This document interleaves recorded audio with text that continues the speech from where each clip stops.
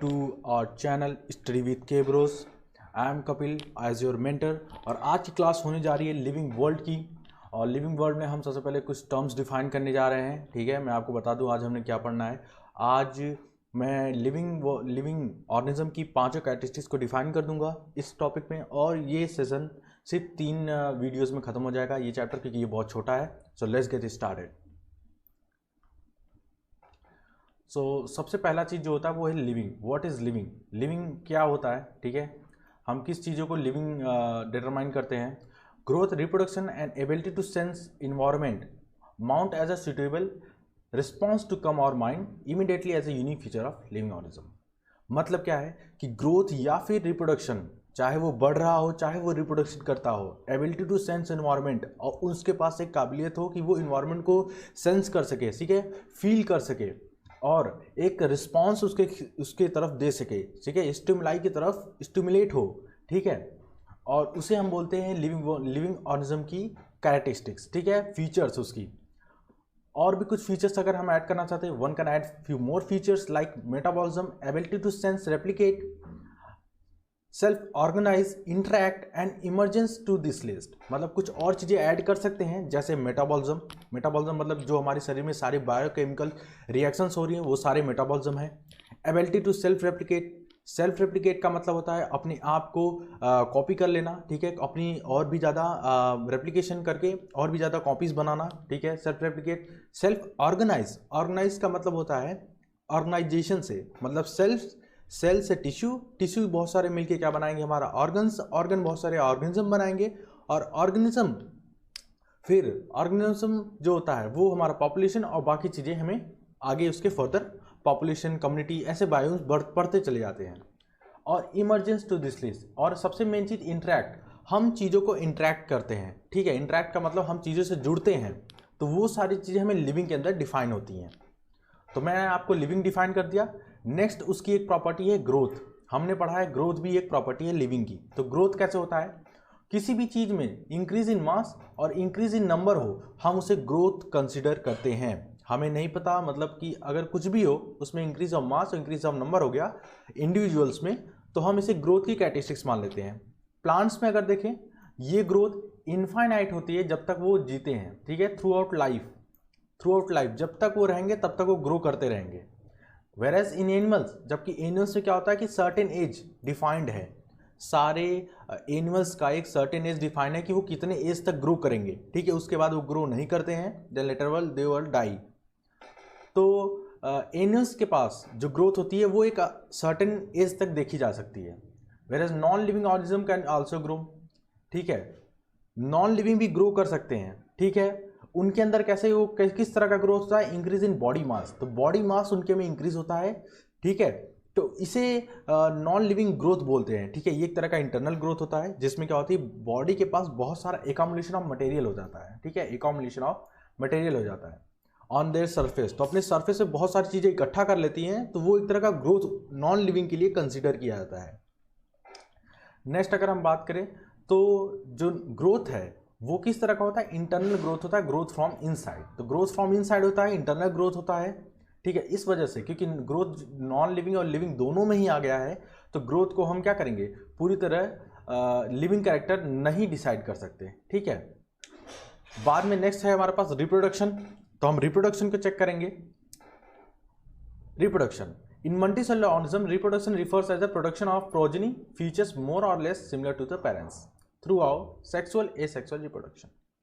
Multicellular organism में ये होता है कि रिप्रोडक्शन जो होता है उसमें हम प्रोड्यूस करते हैं एक प्रोजेनी जो कि मोर और लेस सिमिलर होता है अपने पेरेंट्स के थ्रू, मतलब कि बहुत ज़्यादा मिलता जुलता होता है अपने पेरेंट्स के थ्रू।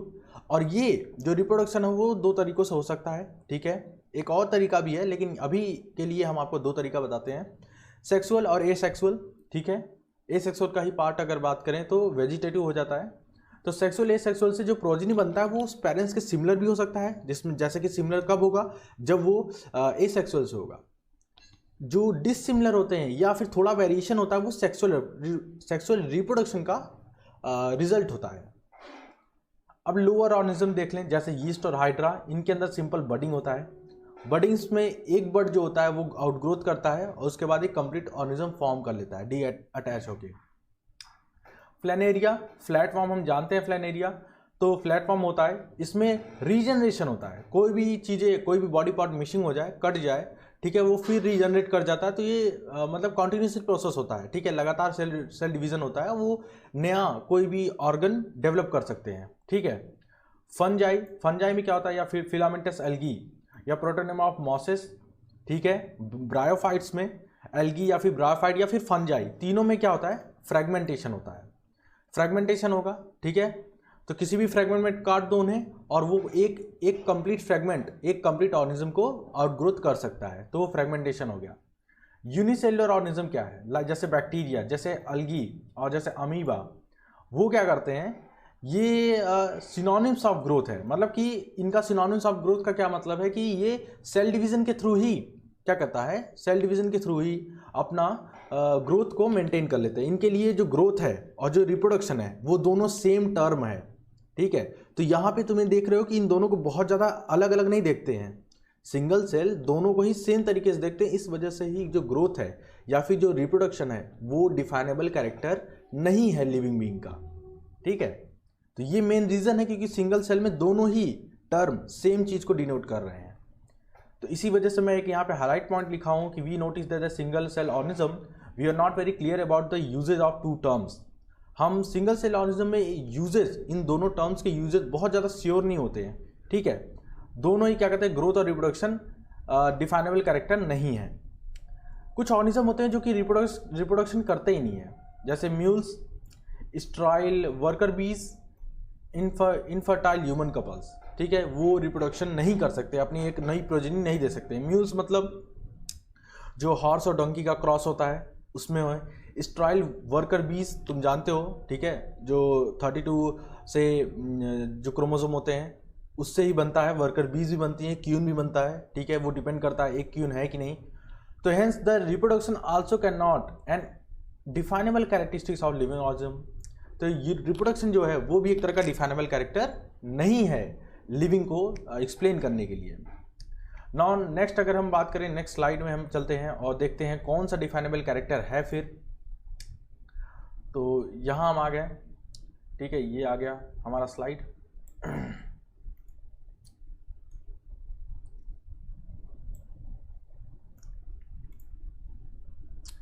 तो लिविंग वर्ल्ड, अब आ गया मेटाबॉलिज्म। मेटाबॉलिज्म क्या होता है? These chemicals are small and big belonging to various classes, size, functions, etc. are constantly being made of change into some other biomolecules. Biomolecules पढ़ा होगा, ठीक है। Biomolecules क्या होते हैं, कोई आप डिफाइन करो, कमेंट बॉक्स में पिन करो व्हाट इज बायोमोलिक्यूल।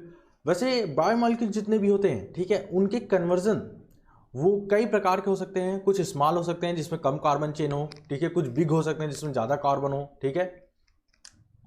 शुगर, जितने भी शुगर हो गया तुम्हारा, ठीक है, अल्कोहल्स हो गए कई सारे, वो सारे बायोमोलिक्यूल्स में कंसिडर किए जाते हैं। जितने भी मॉलिक्यूल जो ह्यूमन बीइंग के अंदर पाए जाते हैं, ठीक है, किसी भी लिविंग सिस्टम के अंदर पाए जाते हैं, उसे हम बायोमोलिक्यूल्स कहते हैं, ठीक है। तो ये सारे केमिकल्स छोटे या बड़े वेरियस क्लासेस में जो हैं, साइजेस में हैं, फंक्शंस, इनकी अलग अलग फंक्शंस होते हैं सभी बायोमोलिक्यूल्स की, ठीक है, वो हमेशा एक फॉर्म से दूसरे फॉर्म में चेंज होते रहते हैं, ठीक है। और इन्हीं कन्वर्जन्स को हम मेटाबॉलिक रिएक्शन बोलते हैं, ठीक है। कोई भी बायोमोलिक्यूल जब एक फॉर्म से दूसरे फॉर्म में चेंज होता है तो उसे मेटाबॉलिक रिएक्शन बोलते हैं, ठीक है। और ये मेटाबॉलिक रिएक्शन हमारे बॉडी के अंदर भी हो सकती है और बाहर भी हो सकती है, ठीक है। All the plants and animals, fungi, microbes exhibit metabolism. सभी ऑर्गेनिज्म लगभग उनके पास मेटाबॉलिज्म एग्जिबिट करता है, ठीक है, क्योंकि मेटाबॉलिज्म ही सारा रिएक्शंस डील करता है। All chemical reactions occurring in our body is metabolism. सभी केमिकल रिएक्शन जो हमारे बॉडी में हो रहे होते हैं वो मेटाबॉलिज्म है। No living organism exhibit metabolism. तो कोई भी लिविंग ऑर्गेनिज्म के पास मेटाबॉलिज्म नहीं होता है, ठीक है, कोई भी लिविंग ऑर्गेनिज्म के पास मेटाबॉलिज्म नहीं होता है। Any isolated metabolic reaction outside the body perform in a test tube is neither living और नॉन लिविंग। अगर कोई भी मेटाबॉलिक रिएक्शन हम करा रहे हैं टेस्ट ट्यूब में या फिर आउटसाइड द बॉडी, तो वो ना तो लिविंग है ना तो नॉन लिविंग है।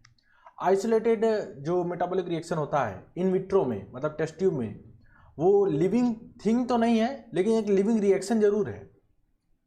लिविंग थिंग मतलब कि उसके अंदर लिविंग जैसा कुछ है नहीं, कैरेक्टरिस्टिक्स तो नहीं है लिविंग की, लेकिन एक लिविंग रिएक्शन है जो कि लिविंग के अंदर होती है, ऐसी रिएक्शन हो रही है। ठीक है, अब नेक्स्ट कैरेक्टरिस्टिक्स है, तो श्योरली एक मेटाबॉलिज्म क्या है, एक तरह का क्योंकि ये नॉन लिविंग में नहीं हो रहा है, तो मेटाबॉलिज्म एक तरह का क्या है, एक फंक्शन है, लिविंग ऑर्गेनिज्म की कैरेक्टरिस्टिक्स माना जाता है, डिफाइनेबल कैरेक्टर है।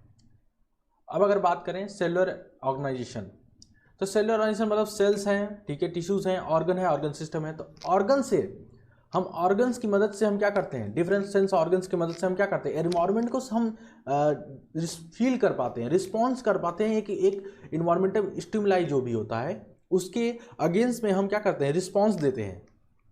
यही चीज़ नॉन लिविंग नहीं कर सकते, यही चीज़ कोई डेड पर्सन नहीं कर सकता, ये चीज़ सिर्फ लिविंग कर सकती है। तो ये एक तरह का डिफाइनेबल कैरेक्टर है सेलुलर ऑर्गेनाइजेशन, या फिर कॉन्शियसनेस इसे बोलते हैं। ठीक है, कॉन्शियसनेस क्या है, एक तरह का डिफाइनेबल कैरेक्टर है, क्योंकि इसमें क्या करते हैं, हमारे पास जितने भी सेंस ऑर्गन होते हैं उसकी मदद से हम क्या करते हैं, इन्वायरमेंट को सेंस कर सकते हैं। ठीक है, प्लांट बहुत सारी एक्सटर्नल फैक्टर्स को सेंस कर पाते हैं। ठीक है, जैसे बोलेंगे लाइट, जैसे बोलेंगे वाटर, टेम्परेचर, अदर पॉल्यूटेंट्स। ठीक है, तो लाइट वाटर की तरफ क्या होता है, प्लांट भी रिस्पॉन्स देता है। जैसे अगर तुम बताओ फोटो पीरियोडिज्म की तरफ काम करता है ये। ठीक है, वाटर हाइड्रोफिलिक मूवमेंट करता है। ठीक है, हाइड्रोफिलिक मूवमेंट करता है प्लांट। टेम्परेचर की वजह से ग्रोथ में फर्क आता है दोनों के प्लांट में। और पॉल्यूटेंट्स, जितने ज़्यादा पॉल्यूशन होंगे, ठीक है, उसको एब्जॉर्ब करता है प्लांट। ठीक है, तो ये सारी चीज़ें क्या होती हैं, CO2 को एब्जॉर्ब करता है। तो ये सारी चीज़ें जो रिस्पॉन्स है प्लांट का, वो भी बताता है कि प्लांट लिविंग है। All organism therefore aware of their surrounding, ये बहुत इंपॉर्टेंट टर्म है। अवेयर ऑफ सराउंडिंग को क्या बोलते हैं, कॉन्शियसनेस। तो कॉन्शियसनेस जो है एक डिफाइनेबल प्रॉपर्टी है लिविंग ऑर्गेनिज्म की। ठीक है, अब एक बार नज़र मार लेते हैं सारे जो स्टिकी नोट्स पॉइंट्स हैं। ठीक है, वो एक्स्ट्रा में नहीं दिए गए हैं, वो एक इंपॉर्टेंट पॉइंट्स हैं जो कि हम इस वीडियो में डील करने वाले हैं। तो फिर से चलते हैं फ्रेम 1 में। फ्रेम 1 में क्या है हमारे पास, ओके, तो फ्रेम 1,